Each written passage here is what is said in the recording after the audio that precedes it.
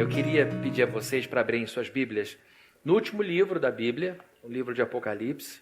Nós vamos ler no capítulo 2, os versos de 1 a 7, e vamos acompanhar essa passagem que Jesus se dirige a um apóstolo que ele amava, como é o próprio João se identificando, né? Algumas pessoas veem nisso um sinal de arrogância, porque João se apresenta apenas como aquele a quem Jesus amava.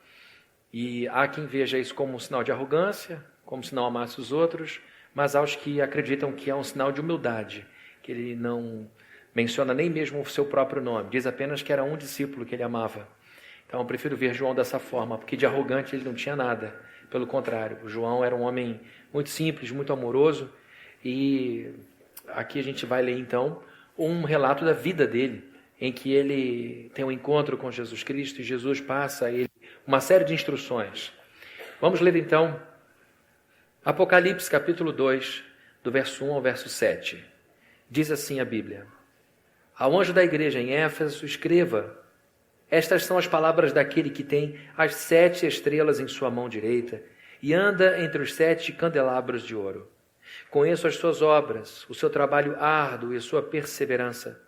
Sei que você não pode tolerar homens maus, que pôs à prova os que dizem ser apóstolos, mas não são, e descobriu que eles eram impostores.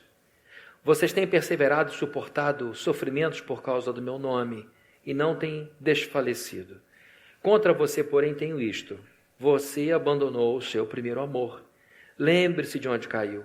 Arrependa-se e pratique as obras que praticava no princípio. Se não se arrepender, virei a você e tirarei o seu candelabro do lugar dele. Mas há uma coisa a seu favor. Você odeia as práticas dos nicolaítas, como eu também as odeio. Aquele que tem ouvidos, ouça o que o Espírito diz às igrejas. Ao vencedor, darei o direito de comer da árvore da vida que está no paraíso de Deus. Vamos orar.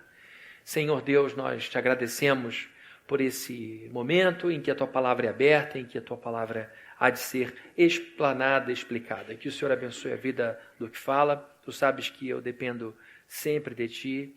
O Senhor sabe disso. Eu só quero te dizer que eu sinto dessa forma, que sem a tua ajuda não vou conseguir fazer o que o Senhor quer. Então que o Senhor me abençoe. Abençoe a todos que estão aqui. Abençoe todos que vieram. São pessoas muito importantes, preciosíssimas, e por isso tanto empenho da nossa parte, por isso tantos voluntários aqui, por isso tanta gente trabalhando, para que todos sejam muito bem recebidos. Guarda os nossos filhinhos, nossas crianças amadas, para que recebam a tua palavra já no início da vida, para que essas palavras sejam responsáveis pela formação de um adulto responsável, de uma mulher madura, de um homem maduro.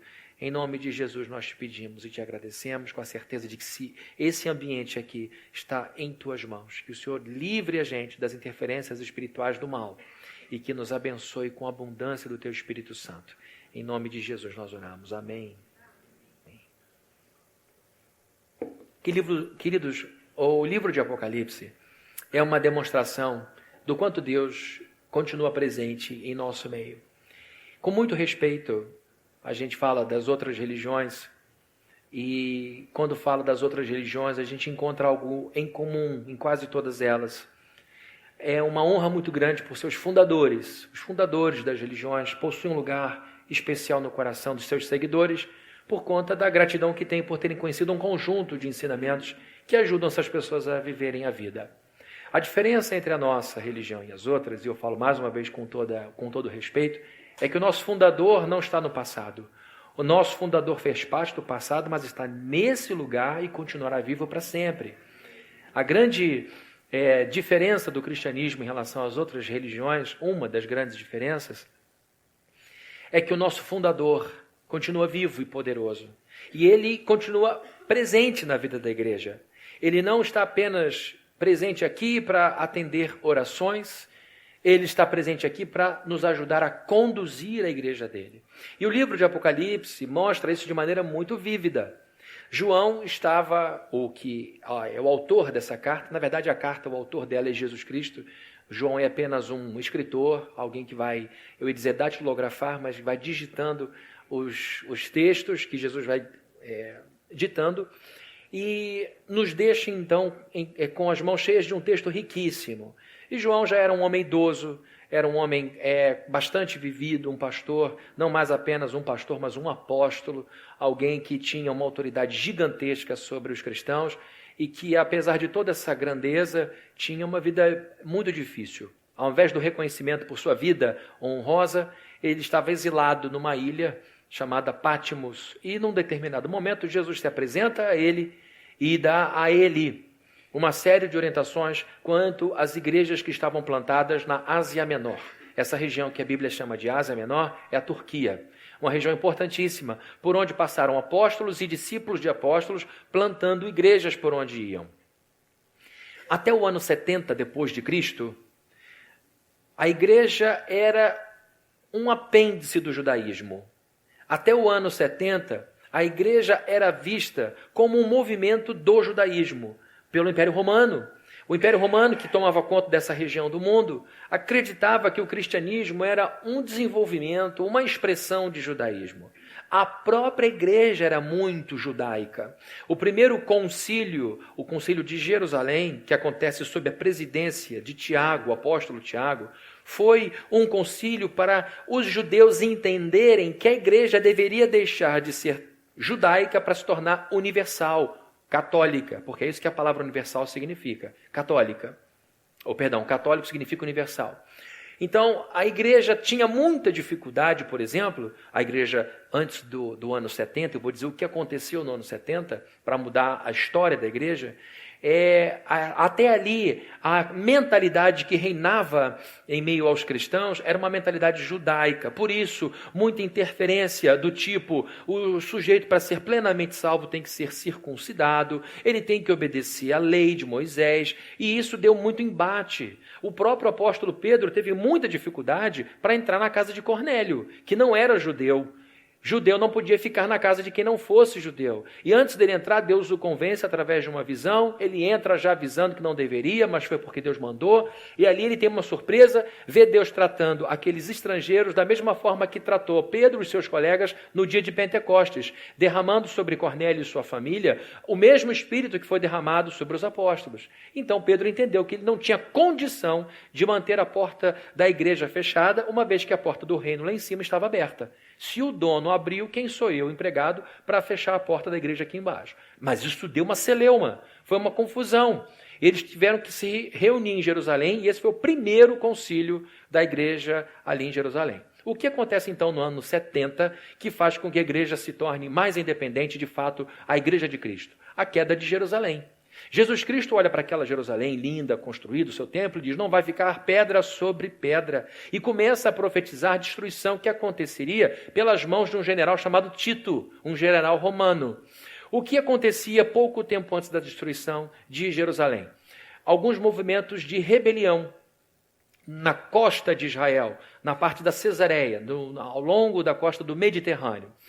Aquela terra de Jerusalém havia sido tomada por romanos e estava sendo habitada também por gregos. E esses gregos e romanos não respeitavam as leis do povo judeu. E era comum haver movimentos de resistência, momentos em que Israel precisou pegar em espada para manter um pouco da ortodoxia da sua religião. Mas isso não era respeitado. E houve uma séria rebelião no final dos anos 60 da era cristã, de maneira que Roma começou a dar mais atenção a essa região, sufocando essa rebelião das extremidades para o meio. Quem começa essa campanha foi um general chamado Vespasiano, que era cotado para se tornar imperador. Com a morte de Nero, Vespasiano para o que estava fazendo, deixa o seu filho Tito no seu lugar, vai para Roma e se torna imperador.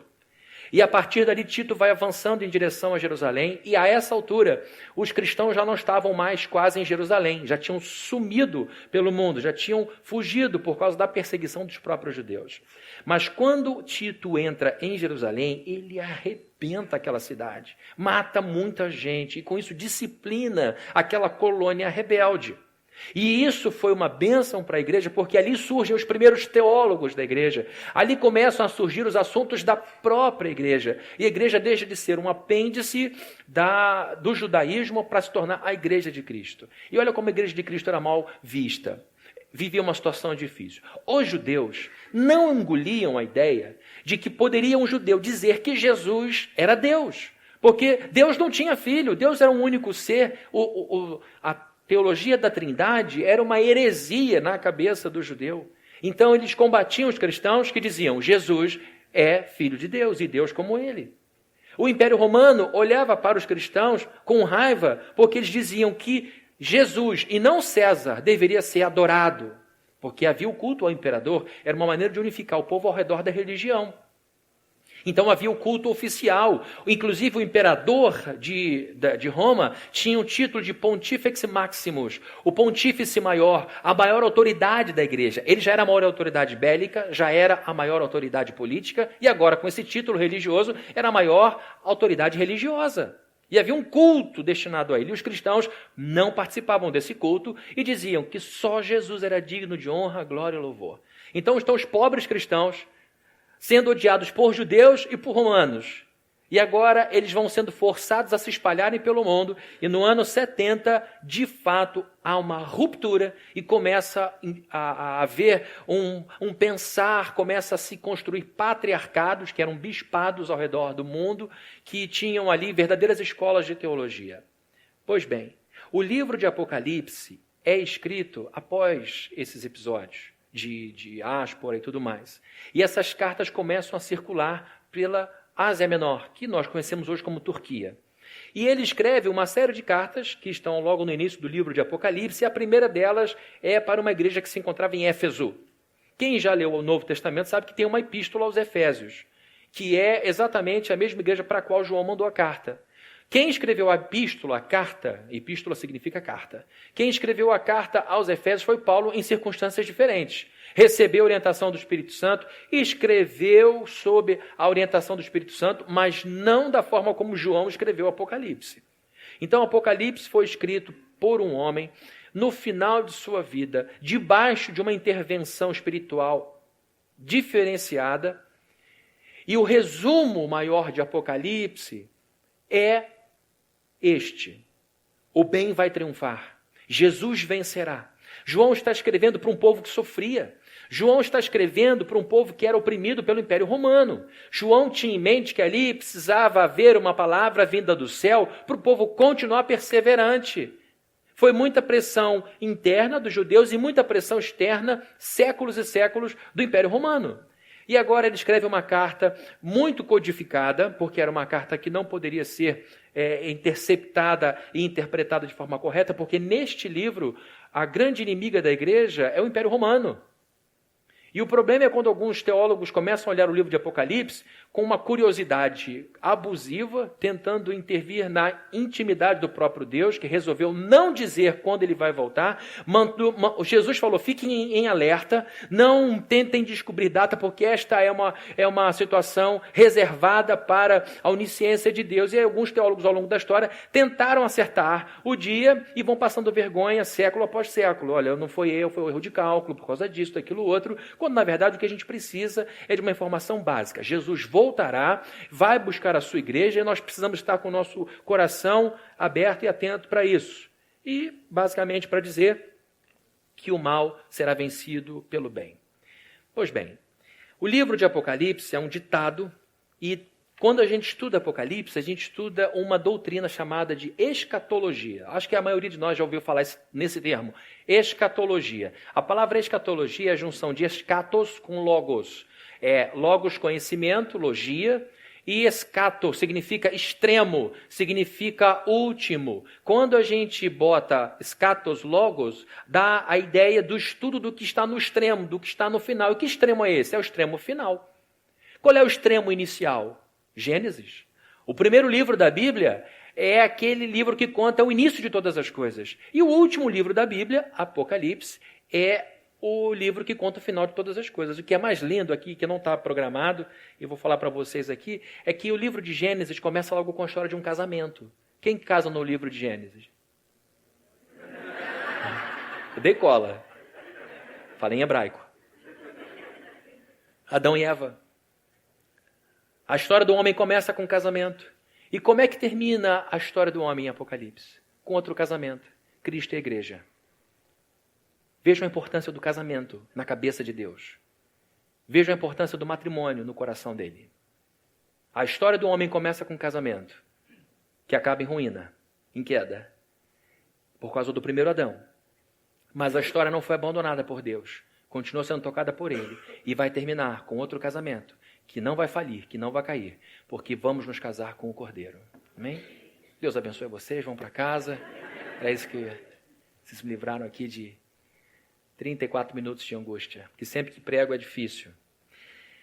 Jesus então se apresenta a João e começa a dar instruções sobre as igrejas que estavam plantadas ali. Novas igrejas. Queridos, a igreja é sempre um desafio para qualquer pastor. Uma igreja composta de pessoas e o nosso desafio é tentar manter as coisas sempre em ordem e unidade. E dentro de uma igreja, nós temos novos convertidos e convertidos mais maduros, pessoas que já são convertidas e que vêm para o nosso meio e convivem com a gente. O que o convertido maduro traz de desafio para o pastoreio?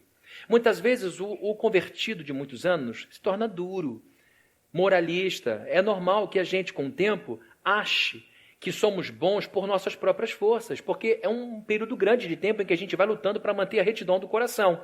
Só que a gente sabe que é tudo pela graça de Deus. E o perigo é esse crente de muitos anos achar que tudo acontece por causa dele e começa então a julgar quem não vive como ele e vive uma igreja ruim, pesada, em que todo mundo vigia todo mundo. E todo mundo cobra-se demais. Agora, qual é o problema do novo convertido? Se por um lado o antigo convertido corre o risco de ser legalista, amar a lei mais do que a Deus, o novo convertido nos traz o desafio de gente que não gosta de lei nenhuma. É gente que quer ver de qualquer maneira, que acha que não tem problema fazer isso, não fazer aquilo, viver desse jeito, daquele outro. Quando entra no reino de Deus, na casa de Deus, tem que aprender que tem que ser ético, tem que aprender que tem que deixar a verdade para trás, tem castidade, tem santidade, tem um monte de coisas que eles não estão acostumados. Então o pastor tem que tentar botar todo mundo ali naquele caminho, que é o caminho que Deus quer para a nossa vida. E aqui está a igreja de Éfeso, uma igreja nova. Tudo aqui era pela primeira vez. E a cidade de Éfeso, a igreja de Éfeso estava fundada numa cidade, muito importante. A cidade de Éfeso era uma cidade muito rica, politicamente falando, muito importante.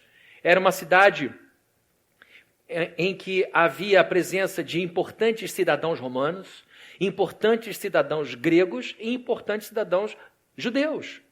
Então estamos falando de uma cidade portuária, estamos falando de uma cidade próxima ao mar, falando de uma cidade cosmopolita, acostumada à convergência de culturas diferentes. Você vai para uma cidade que tem pouca entrada de turista, é uma cidade provinciana, é tudo do mesmo jeito sempre. Numa cidade beira do mar, perto de aeroporto, perto de porto, a gente encontra o turista, e o turista traz muita coisa do mundo e influencia a maneira de ver. É um povo mais cosmopolita. Então a igreja de Éfeso era uma igreja muito cosmopolita, não era uma igreja fechada, provinciana. E no ano de 29, houve um terremoto que destruiu essa cidade, e essa cidade foi reerguida pelo imperador romano Tibério, e ali, queridos, deu-se seguimento a essa igreja. A igreja de Éfeso foi muito bem pastoreada. Quem estuda um pouquinho a igreja de Éfeso vai perceber, por exemplo, que o próprio Paulo dedicou muito do seu tempo e do seu conhecimento a essa igreja. E quando ele precisou sair de lá, deixou um casal extraordinário cuidando dessa igreja, pastoreando essa igreja, Priscila e Áquila. Essa história está no livro de Atos, capítulo número 18. Mostra lá Paulo se ausentando de Éfeso e deixando ali pessoas muito capazes, pessoas que inclusive instruíram um homem poderoso nos argumentos chamado Apolo, que fez um grande trabalho na igreja de Corinto. Então vemos aqui Paulo saindo de cena, deixando no lugar dele um casal muito bem preparado. Vemos também que em outra ocasião, Paulo precisa sair de Éfeso e deixa em seu lugar Timóteo. A primeira carta de Paulo a Timóteo, logo no capítulo 1, no verso 3, ele diz: Timóteo, eu deixei você em Éfeso para isso. Então a gente encontra ali uma igreja extremamente bem cuidada. E a tradição diz também que João, o apóstolo João, passou os últimos anos de sua vida ali na igreja. Ou seja, de Éfeso. Ou seja, Éfeso era uma igreja importante e continuou sendo muito importante por muito tempo. No ano de 431, ela sediou o terceiro concílio. O que era um concílio? Era uma reunião de teólogos que estavam definindo coisas importantes para a igreja. Por que a doutrina, o ensino é tão importante para uma igreja? Porque quando você ensina a doutrina errada, você leva o povo ao sofrimento. Vou dar um exemplo aqui, você deve estar pedindo um por exemplo. Vou te dar um por exemplo. Quando a gente ensina que a salvação em Cristo depende da gente também, a gente nunca descansa. Se a salvação depende do que eu faço de correto, esta salvação vai me trazer alguma felicidade por alguns momentos, enquanto eu mantiver a vida sob controle. Porém, esta alegria vai se esvair no momento em que fizer alguma coisa errada. E aí ficamos numa alegria oscilante, no ápice e no vale, no ápice e no vale. Ápice quando eu faço o que é certo, vale quando eu faço o que é errado. Se a gente não confia em Deus para nos salvar plenamente, se a gente de fato ensina que as pessoas precisam fazer alguma coisa para merecer esta salvação, nunca poderemos dizer, eu sou filha de Deus. Poderá dizer, eu estou filha de Deus, enquanto eu mantiver essa performance. E que filho humano gostaria de se sentir dessa forma? Filho, porque você fez o que eu queria que você fizesse, você hoje é meu filho. Aí ele vai, ou ela vai, faz alguma coisa errada, agora já não é mais comigo. Isso não faz bem para a saúde psíquica de ninguém. E se eu, pecador, acho que isso é desumano, imagina um Deus Todo-Poderoso. Então, a Deus pertence a salvação. Ensinar isso é uma questão de paz para a alma. Por que eu estou dizendo isso? Porque em 431, a igreja de Éfeso reuniu bispos do mundo inteiro para discutirem finalmente se Jesus Cristo era 100% homem, 100% Deus ou não. E aí elaborou-se a doutrina da união hipostática de Jesus, a união das duas naturezas de Jesus. Isso para nós é claro. É claro que de pouquinho em 431 teve um monte de gente que queimou neurônio para a gente chegar aqui. É ótimo andar sobre ruas asfaltadas. Eu sei, porque teve um monte de gente que pensou como pavimentar essas ruas definitivamente. Quando a gente pega o benefício em andamento, a ciência dominada, é fácil. Mas teve gente que queimou a cabeça, teve gente que pensou até chegar ao asfalto, até chegar à doutrina das duas naturezas de Cristo. Em 431, na cidade de Éfeso, eles se uniram e disseram que Jesus Cristo tem duas naturezas distintas, uma que é 100% divina e uma que é 100% humana. Elas habitam em plena harmonia, sem nenhuma confusão, e é um mistério eterno. Nós nunca entenderemos como pode o divino não explodir o humano. E nunca vamos entender como é que o humano consegue alcançar o divino. Em Jesus isso é possível e pronto. É um dos mistérios da fé cristã. Tudo isso acontece na igreja de Éfeso. Tudo isso para te dizer que essa é uma igreja importantíssima. Tão importante que Jesus reconheceu as virtudes dela. Jesus começa a elencar as virtudes dessa igreja. Vamos ver algumas. Aos olhos de Jesus, em primeiro lugar, a igreja de Éfeso era realizadora. Era uma igreja obreira. Era uma igreja trabalhadora. Vejam comigo o verso 12, o que é que diz. Conheço as suas obras. Aqui, não só as obras são reconhecidas, mas o trabalho árduo. Conheço as suas obras e o seu trabalho árduo. Gente, aqui está alguém que conhece as coisas como são. Eu posso receber um elogio de maneira desmerecida. Uma pessoa pode me elogiar por algo que eu não faço. Dizer que sou uma coisa que não sou. Aqui, quando Jesus reconhece uma virtude e traz isso à tona, ele está apontando para algo que de fato é verdadeiro. Vocês são obreiros, vocês trabalham arduamente. Aqui está Jesus fazendo o que Deus fez por Jó. Quando Jó é provado por Satanás, lá no Antigo Testamento, no livro de Jó, logo no início você vai ver essa história, a Bíblia fala que Deus dá testemunho de Jó. Olha aí, um servo íntegro, fiel, que me ama. E Satanás começa a lançar um monte de dúvida. Será que não é por isso? Será porque ele não é rico? Será que porque não tem família? Tira essas coisas para ver se ele vai continuar te amando. E Deus então vai mostrando como cuidar. Aqui encontramos Jesus Cristo olhando para a igreja e dizendo, eu sei que o que vocês fazem é bom. Eu sei que vocês trabalham com ardor. Queridos, a igreja existe no mundo para ser útil ao mundo. Nós temos muito orgulho, por exemplo, de mostrar o Anderson, irmão nosso que toca na nossa igreja com a sua esposa, a Renata, lá no Haiti. Só precisamos combinar como é que faz a tradução simultânea do pastor para poder a gente entender alguma coisa. O tradutor está ficando irritado já com o pastor no final.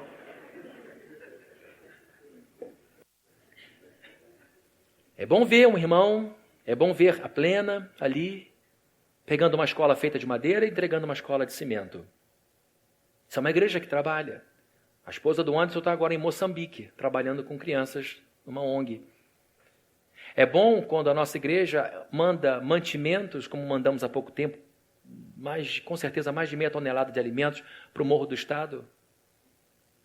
Quando fazemos diariamente ajuda a Dona Edith, de segunda a sexta-feira, no Morro do Céu, aqui no Cubango, em Niterói. Quando houve o deslizamento aqui, trágico, em Niterói há pouco tempo, a Igreja Plena da região oceânica foi lá rapidamente e estendeu a mão para aquelas pessoas. Isso é uma igreja que trabalha. E eu estou falando de ação social.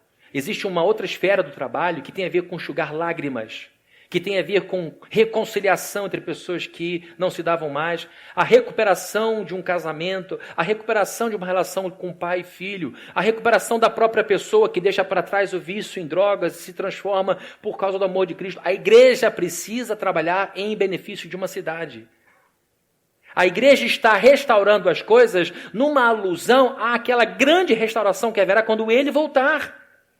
Assim como no Antigo Testamento, cada movimento dentro do templo apontava para Cristo, cada movimento nosso na igreja, na sociedade, aponta para a sua volta. Assim como os sacerdotes, trabalhando dentro do templo, botando lá suas peças, estavam montando um quebra-cabeça que culminaria na vinda do Messias, nós, enquanto fazemos o bem pela sociedade, ajudando, seja qual for a área, estamos anunciando e preparando o povo para a volta do nosso Senhor. Ele vai voltar. Mas enquanto isso, a igreja continua trabalhando. E ele reconhece, a igreja de Éfeso é uma igreja realizadora. Era uma igreja trabalhadora, engajada, responsável, útil, que ajudava enquanto apanhava. Jesus falou, vocês estão levando uma surra, mas continuam perseverando. Eles estavam apanhando e mesmo assim ajudando os seus algozes. Era uma igreja dinâmica, uma igreja útil. Outro elogio de Jesus, ela não era apenas uma igreja útil, uma igreja trabalhadora, engajada, era uma igreja resiliente. Vejam comigo os versos 2 e 3. Conheço as suas obras, o seu trabalho árduo e a sua o quê? Perseverança. Verso 3. Você tem perseverado e suportado sofrimentos por causa do meu nome e não tem desfalecido. A palavra resiliência tem sido muito usada hoje em cursos de liderança, em coaching. É uma palavra antiga, que veio à tona agora para ajudar a gente a entender a capacidade da pessoa se refazer depois de um problema. Vem lá uma destruição ecológica, acaba-se com uma parte grande do mangue e os biólogos dizem, daqui a 20 anos isso daí vai estar normal. 5 anos depois está tudo florescendo outra vez. A natureza é resiliente. Está uma pessoa com um diagnóstico ruim, olha, o acidente foi muito grave, a recuperação vai ser lenta, acho que uns 3 anos. Em 1 ano a pessoa está plenamente ativa de novo, resiliência. Tá, a pessoa recebeu uma notícia horrível, foi lá embaixo, caiu e disse, olha, esse daí eu acho que nunca mais se recupera. Daqui a pouco está a pessoa cantando outra vez, trabalhando outra vez, porque ela se refez. Resiliência é esse refazimento. Lembra do João Bobo, que você bate o boneco e volta? Ele é resiliente. A gente cansa antes dele. Aqui está uma igreja que apanha, mas se levanta sempre. Jesus está reconhecendo essa capacidade. Vocês não desanimam. Queridos, trabalhar anos a fio sem reconhecimento é ruim. Trabalhar anos a fio sem reconhecimento e muita crítica e violência é pior ainda. Aqui estão eles abrindo caminho para nós. E Jesus diz, vocês trabalham arduamente e vocês têm perseverança. Só persevera quem sobrevive. Martin Luther King, pastor batista, foi um homem resiliente até a sua morte, com um tiro na garganta. Ele não tinha mais como ser resiliente depois de morto. Ninguém persevera depois disso. O que eu quero dizer é que depois de muitas mortes, a igreja, porque pessoas morriam na igreja, sempre chegava a notícia, o pastor fulano foi morto, o pastor fulano foi perseguido, teve que fugir, aquela igreja deixou de existir e aqueles irmãos estão sendo associados à nossa, porque ali houve perseguição. Mesmo depois de tantas dificuldades, vemos a igreja resiliente, reerguida e perseverante. Outro elogio que Jesus Cristo faz é que a igreja de Éfeso era uma igreja boa, de boa índole. trabalhadora, resiliente e uma igreja de boa índole. Vejam só o verso 12 o que é que diz. Conheço as suas obras, o seu trabalho árduo e a sua perseverança. Sei que você não pode tolerar homens maus, que pôs à prova os que dizem ser apóstolos, mas não são, e descobriu que eles eram impostores. Olha que informação importante. Gente, uma regra básica para bons relacionamentos é que quando você for fazer um elogio, que você não faça um elogio genérico. Você é super gente boa. Isso é bom de ouvir. Mas é bom quando você diz, você é muito gente boa, porque você, quando conversa com alguém, você entra na alma da pessoa e a pessoa se sente ouvida. Você tornou aquele elogio pessoal. Olha, eu gosto de você porque você é generoso. Tá bom. Olha, eu gosto de você porque você é generoso, porque naquele dia você me prestou R$8.500. Eu te devo, você sabe que eu vou te pagar, mas você nem toca nesse assunto. Eu acho isso de uma generosidade danada. Estou mandando direta para ninguém. Não estou mandando direta para ninguém, mas você aponta um elogio e diz, olha, você especifica o elogio, você ganha a admiração da pessoa. É muito bom quando o marido faz isso com a esposa com o marido.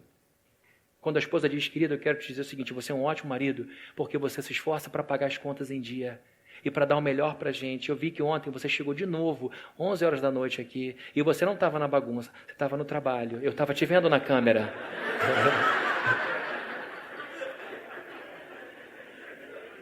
Eu vi você saindo de lá.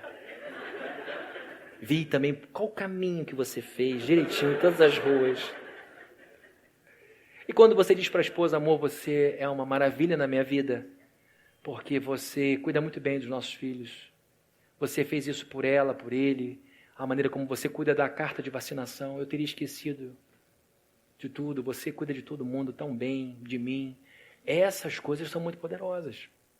Aqui está Jesus Cristo olhando com todo carinho para a igreja e dizendo, olha, vocês trabalham duro, eu vejo. Vocês são perseverantes, resilientes. Eu acompanhei o funeral de fulano, eu vi como vocês sofreram e como vocês se refizeram. Jesus está tornando tudo muito específico e agora diz o seguinte, eu sei que vocês são pessoas de boa índole, que vocês não podem tolerar homens maus. Mal no grego aqui é kakos, K-A-K-O-S. Kakos remete a uma ideia de pessoa de natureza perversa. Gente baixa, destruidora. Jesus está dizendo o seguinte, vocês não podem tolerar homens assim. E de que homens ele está falando? Não é de qualquer homem, é de líderes. Porque logo depois ele diz, os que se dizem, vocês puseram à prova, os que se dizem apóstolos e descobriram que eram impostores. Aqui está uma igreja em ascensão. Paulo escreve a Timóteo, se alguém almeja ser pastor, boa obra almeja, excelente. Porém, é necessário que seja isso. Tem um monte de especificações. Ou seja, para uma pessoa chegar a esse posto, ela tinha que ser uma pessoa honrável.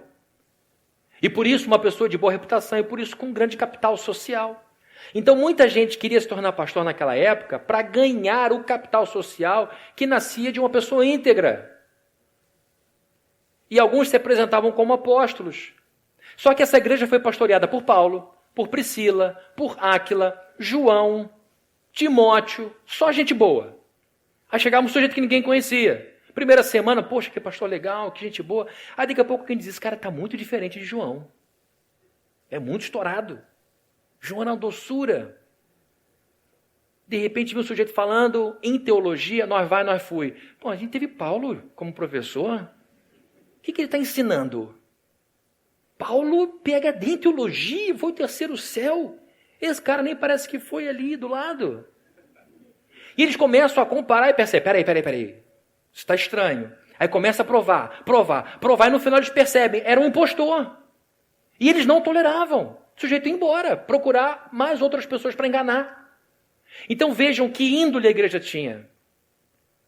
Eles queriam ser pastoreados por gente boa. Parece absurdo dizer isso. Pastor tem que ser a pessoa correta. Isso é óbvio, mas a gente sabe que ao longo da história, isso sempre foi um problema. A gente pensa, é o momento agora, os pastores não têm caráter. Não é de agora, queridos. Aqui estamos falando de uma igreja lá, pastoreada por esses homens que você ouviu, que já tinha no seu seio gente mal intencionada.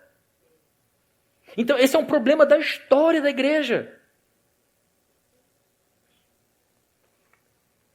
Pode parecer desnecessário dizer isso, mas a igreja de Éfeso era uma igreja de boa índole. Não toleravam pessoas de má índole, de má fé. Essa igreja, portanto, nos serve de exemplo para muitas coisas. Outras ainda que eu não falei por causa do tempo. Nós temos aí um tempinho até as 4 horas da tarde para terminar esse sermão. Não vai dar. Mas ela também nos serve de anti-exemplo. Nos serve de anti-exemplo. Vejam comigo o verso de número 4. Contra você, porém, tenho isto. Você abandonou o seu primeiro amor.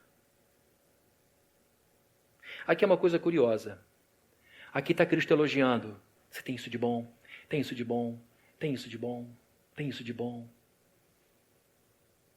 Tem isso de bom. Mas tem uma coisa contra. Não fica mais fácil ouvir quando alguém mostra amor primeiro? Não fica? Sim ou não? Claro. Uma vez eu recebi uma carta de 2 laudas. Carta escrita, frente e verso, colocando algumas coisas que não gostava em mim. 5 anos aqui dentro a pessoa. Nunca apertou minha mão dizendo que bênção de sermão, pastor. Nunca. 5 anos. Nunca, olha que bênção, Deus confortou meu coração. Mas escreveu 2 páginas para falar, não gosto disso, disso, disso. Peguei a carta, guardei, entrou por aqui, saiu por aqui. Ficou um pouquinho, mas o resto saiu. Sempre fica um pouquinho. Falei, meu Deus do céu. Isso não é amor. Isso não é o desejo de ajudar, é o desejo de estragar, de destruir. Em 5 anos, nunca houve parabéns. Eu não estou carente, não. Pela graça de Deus, eu ouço isso com frequência, pela bondade de Deus. Mas o que me espantou foi a facilidade para escrever 2 páginas. E nem me entregou em mãos. Nem olhou nos meus olhos.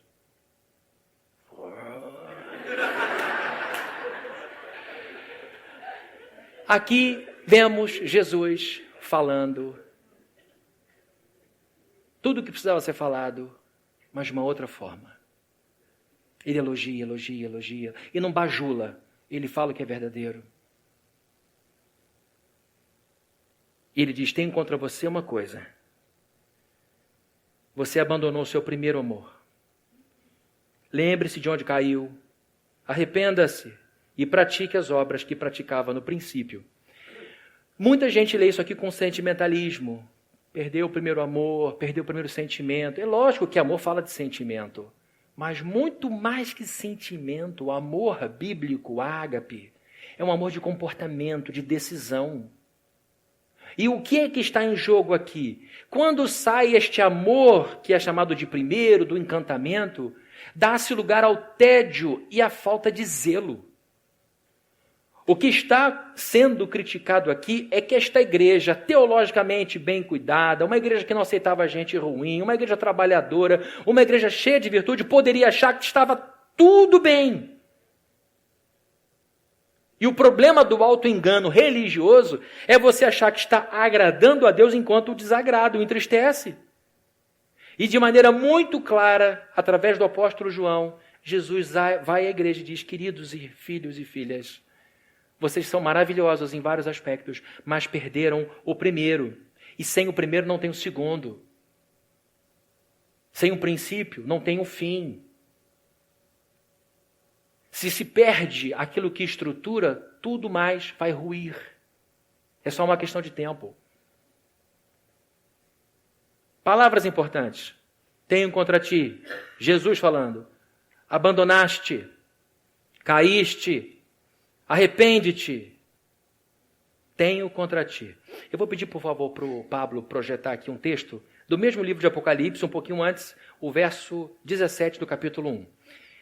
O que está sendo dito aqui? O que está sendo relatado? O apóstolo João teve um encontro com Jesus Cristo, ficou tão impressionado que perdeu as forças e quase desmaiou. Diz assim a Bíblia, Apocalipse 1, 17. Quando vi, caí aos seus pés como morto.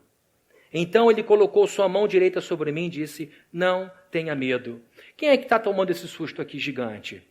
Quem está tomando esse susto é João. Quem era João? João fazia parte daquela trinca de amigos que Jesus sempre tinha próximo dele. Vocês lembram, né? Pedro, Tiago e João. João estava sempre por ali. João viu Jesus ser transfigurado. João viu a ressurreição da filha de Jairo. João participou de conversas muito íntimas. E no dia da ceia, quando Jesus foi traído, ele falou: um de vocês vai me trair. E aí começa aquele clima. Eu? Quem vai ser? Quem é o traidor? E Pedro diz: olha, João, vai lá e pergunta a Jesus. Por que ele faz isso? Porque dos três, João era o mais próximo. Tinha uma ligação afetiva com Jesus Cristo ímpar. E o que ele faz naquela ocasião? Ele encosta a cabeça dele em que lugar? No peito de Jesus Cristo. Isso é uma relação extremamente íntima. Ou seja, ele conhecia Jesus Cristo. Só que Jesus aparece aqui com a sua glória. Porque enquanto esteve com os seus discípulos, ele esteve vestido com a sua humanidade, escondendo o seu esplendor. Agora Jesus aparece como é. E quando ele se depara com João, João não apenas não reconhece, como perde suas forças. Quem aqui já desmaiou? Não precisa levantar a mão. Eu já desmaiei, não foi de frescura. Eu desmaiei por acidente. Acordei, eu estava viajando com o pastor José numa conferência, e nós dividimos um quarto de hotel, e eu me levantei de madrugada, não sei por que razão, quando eu acordei eu estava todo torto no chão. Já faz tempo, já tem umas 2 horas que isso aconteceu. E eu acordei dizendo: o que aconteceu? Eu desmaiei. Eu perdi completamente as forças. Não sei se bati o rosto, bati cabeça, não sei o que aconteceu. Eu sei que eu desmaiei. Acho que porque levantei rápido demais. E aí, queridos, eu percebi o que é o desmaio. É um desligamento. Aqui a Bíblia diz que diante da glória de Cristo, o ser de João disse: desligue. Desligue. E a gente sabe que esse desligamento é uma ação de defesa do organismo. Muita gente que sofre capotamento em acidente não vê a primeira capotagem, porque o cérebro desliga para a pessoa diminuir esse trauma. Eu não lembro de nada, graças a Deus. Eu não lembro de ter sido retirado do carro, graças a Deus, é menos um trauma. E agora o cérebro de João diz assim: desligue. Desligue. Ele viu aquilo de uma forma ameaçadora. Tanto que Jesus diz imediatamente o quê? Não tenha medo. Vá se acostumando, porque é com isso que você vai lidar por toda a eternidade. Então vejam, queridos, Jesus quase matou de susto um homem que ele amava. Imagina o que é ter Jesus como inimigo. Se manso, ele mata a gente de susto. A Bíblia diz que ele é cordeiro. E a Bíblia diz que ele é leão. Para nós, o seu povo, ele é o Cordeiro de Deus que tirou o nosso pecado. Mas para os nossos inimigos, ele é o nosso leão. E agora, ele se apresenta em glória e diz o seguinte: eu sou o dono da igreja, amo a igreja de Éfeso, mas ela está errando. Ela perdeu algo principal, que é o princípio, que é o primeiro, que é a base. E perdeu por abandono. Uma coisa é você perder para além da sua vontade. Eu não queria ter perdido, eu não sei onde eu pus, foi distraído. Outra coisa é o abandono. O abandono é uma decisão. É deixar de lado, é deixar ao relento. Abandono é uma atitude de negligência. E o que Jesus está dizendo é o seguinte: vocês estão sendo negligentes para com a minha obra. E vou pedir de novo ao Pablo para projetar um outro texto, só que é do Antigo Testamento. Jeremias capítulo 48, verso 10. Muita gente aqui já conhece esse texto. É uma reprimenda de Jeremias para o povo. E ele diz: maldito o que faz com negligência o trabalho do Senhor. Desde o dia 1 dessa igreja, sempre houve dedicação por parte dos líderes. Porque a gente sabe que a maior maldição é tornar banal o que é um privilégio, que é cuidar da igreja dele. Por essa razão que a gente é tão criterioso para escolher pastor. Porque o que a gente quer é que um pastor tenha um zelo por Deus e por suas coisas, pela Bíblia, ao longo da vida, e não por 5 anos apenas. Um zelo capaz de suportar uma série de dificuldades da vida. Um zelo que esteja acima dos seus interesses, um zelo que esteja acima de um monte de coisa. Porque no final das contas, o nosso trabalho é lutar o bom combate e entregar isto da melhor forma possível. Aqui está Jesus dizendo, vocês abandonaram, vocês caíram. Vejam onde vocês caíram. Queridos, é chocante, é ruim ver alguém tropeçar e cair na rua. A gente se compadece. Se é uma pessoa de idade, é pior ainda.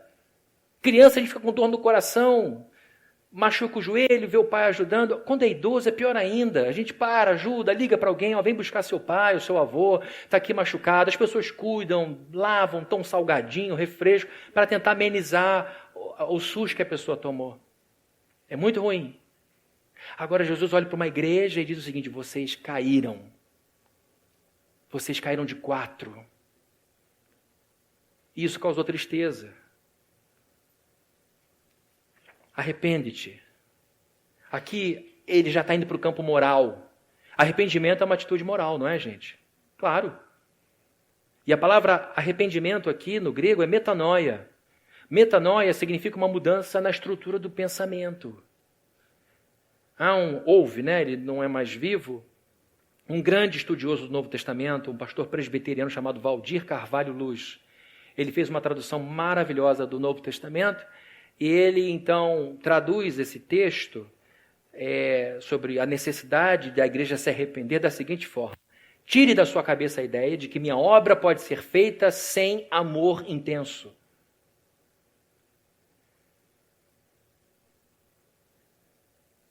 Nós estamos diante de uma igreja exemplar. A igreja de Éfeso era uma igreja exemplar, mas tão exemplar que foi reconhecida como uma igreja exemplar por Jesus. Uma igreja realizadora, que fazia muita coisa. Uma igreja resiliente, que apanhava e voltava e continuava. Uma igreja de boa índole, que não suportava gente ruim no púlpito da igreja. E uma igreja corajosa, que lutava contra tudo e todos que se colocasse no caminho entre a igreja e Cristo. Mas uma igreja que precisava de uma correção. Estou caminhando aqui para o fim do sermão e talvez alguém esteja dizendo aí com toda a sinceridade, pastor, interessante isso, mas eu vim aqui atrás de solução para um problema afetivo. Terminei meu namoro, estou muito mal, estou muito triste. Ou não estou me entendendo muito bem ainda, mas estamos em vias de terminar esse relacionamento. Eu achei que a palavra ia tocar nesse assunto, aí eu vou sair daqui triste. Talvez alguém diga, olha, eu achei que aqui eu teria uma palavra de incentivo porque eu enfrento um momento financeiro muito difícil, estou cheio de dívida, e vou sair daqui um pouco frustrado. Talvez você diga, eu vim aqui atrás de uma palavra de conforto porque eu vivo um momento familiar muito ruim. Ninguém está se entendendo, só tem briga. E eu vou sair daqui sem uma orientação sobre isso. Talvez você diga, pastor, eu queria muito uma palavra sobre casamento. Você até deu no iniciozinho, mas meu casamento está muito mal. E a gente sabe quando o casamento vai mal, tudo fica mal, é muita dor no coração. Mas deixa eu te dizer uma coisa. É comum indicar a pessoas com um grau alto de tristeza, já chegando à depressão, que ela se ocupe com algumas coisas. A ociosidade excessiva gera um tédio perigoso. Então é importante a gente entender que, embora o ócio seja importante, uma pausa, porque alimenta a criatividade, refaz as forças e energias. A palavra recreio, lembra das crianças, a hora do recreio? Era loucura, sai todo mundo atropelando, todo mundo de quichute, amarrado até o joelho. Pique disso, pique daquilo, a quadra dividida em 5, alegria, recreio, coisa nenhuma, que era todo o desgaste possível em 15 minutos. Eu jogava bola comendo coxinha, segurando copo de Fanta uva. Mas a palavra recreio vem do latim recrear. O recreio é uma pausa no meio da manhã para a criança recriar as forças para continuar atenta para a matéria. E não é só a criança que precisa de recreio, adultos precisam de recreio também. Então o recreio é importante. Merenda também é importante. Mas a gente sabe que se o recreio durar demais é malandragem. Tem que voltar para estudar, para trabalhar. Então é importante que a gente diga para pessoas que estão com muita tristeza, que se ocupem um pouco. Vai cuidar da samambaia, por exemplo. Vamos começar devagarinho. Mas a minha tristeza secou 3 samambaias choronas. Então, compra novas, artificiais. Mas cuida de novo, cuida do gatinho, cuida da cama, pede para lavar a louça, para enxugar, vai se ocupando. E o trabalho vai ajudando na cura. Não é assim, gente? O trabalho ajuda a curar muita coisa. Lógico que para quem está over de trabalho, dá mais trabalho, só piora. Mas em situação normal, é dar alguma ocupação para a pessoa, alguma responsabilidade. Onde eu quero chegar é que eu queria te propor um desafio. Ao invés de pedir a Deus que te dê a orientação para o problema conjugal, para o problema financeiro, para o problema familiar, que você diga a Deus: Senhor, me ajude a buscar a cura através do serviço à tua igreja. Por que eu estou falando isso? Porque eu tenho visto várias e várias pessoas encontrando profunda alegria na vida, simplesmente porque estão trabalhando na igreja. Quando americanos vêm ao Brasil, amigos meus, primeiras coisas: prova pão de queijo, orgulho nacional, pode provar. Toma guaraná, ele vai tomar guaraná. Se estiver por aqui, dá para tomar um mineirinho, toma mineirinho. Ele sai daqui com os gostos do Brasil, prova essa fruta. E ele sai dizendo: eu sei o que é guaraná, eu sei o que é pão de queijo, eu sei o que é manga brasileira, eu sei o que é uma fruta bem brasileira, cajá. E sai feliz por isso. O que eu quero dizer é que existe uma alegria que você só vai descobrir quando se dispuser a trabalhar para Deus. Por mais que eu te fale das belezas do pão de queijo espiritual, sendo bem simples, só pegando e provando o pão da vida.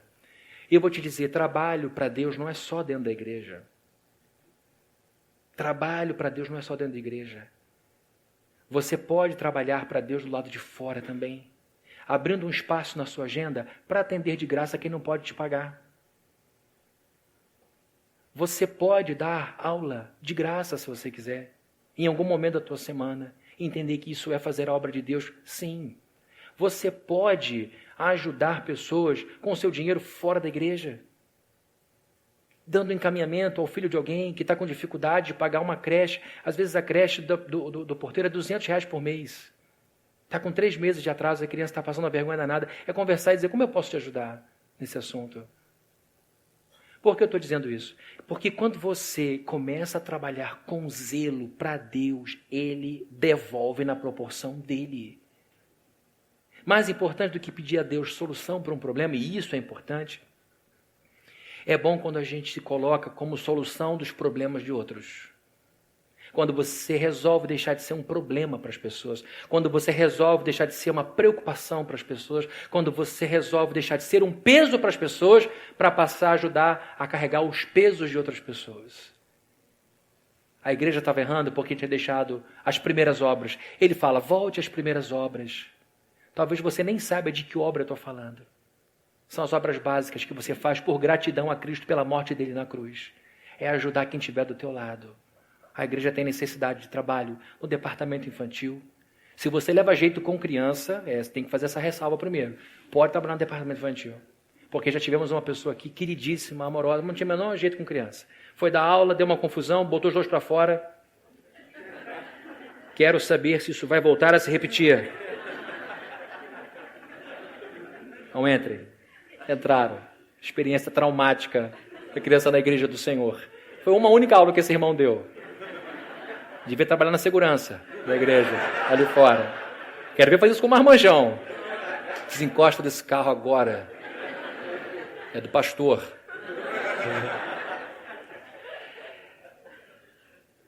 Se você sabe cantar, se você sabe bater bateria, pelo amor de Deus, faz isso não.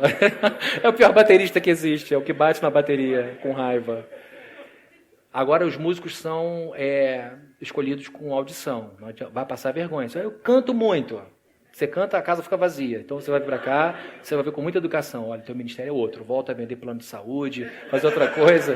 Então não dá para cantar. O que eu quero dizer, queridos, é que tem lugar para você ajudar a gente a organizar culto, cuidar de criança, ficar na recepção, criar coisas que a gente nem sabe que podem ser feitas pela igreja. Mas não só aqui. Aqui é um começo. Porque, na verdade, você é igreja por onde você vai. E que você possa ser sempre visto pelo teu Senhor, como esse que de tão glorioso tira as nossas forças. E é essa glória dele que nos leva à reverência, ao respeito. Que ele possa olhar para você e dizer: olha, você é um servo que me traz muito prazer, porque você trabalha com zelo. Você trabalha com esse sentimento de responsabilidade. Você tem como sua a causa do meu Filho Jesus Cristo. E aí você vai perceber que é assim que Ele vai cuidar das tuas coisas. Amém? Amém? Vamos orar? Senhor querido, nós entregamos em Tuas mãos nossos corações. Nós não queremos fazer a Tua obra de qualquer maneira. Queremos fazer com zelo, com excelência, com empenho, com gosto. Não queremos fazer muita coisa. Queremos fazer a coisa certa. Então eu te peço por quem tem andado triste, abatido, por problemas verdadeiros, problemas no casamento, problemas no relacionamento com o namorado, problemas sérios com os filhos, problemas sérios financeiros, são problemas de verdade. Que em nome de Jesus, a despeito de todos esses desafios, nós possamos ver pessoas trabalhando na tua casa com empenho e que a gente veja um milagre acontecendo, uma alegria vindo ao nosso coração, entregue pela própria mão de Deus. E que o Senhor nos abençoe para que essa alegria gere mais desejo de trabalhar dentro e fora da igreja e que assim a gente entenda que o mundo é o lugar do nosso trabalho e que a gente possa abençoar a cidade, o lugar onde a gente está. E que seja assim, Deus, com muita naturalidade, com muito amor, com muita verdade, com muita leveza, mas com muito comprometimento.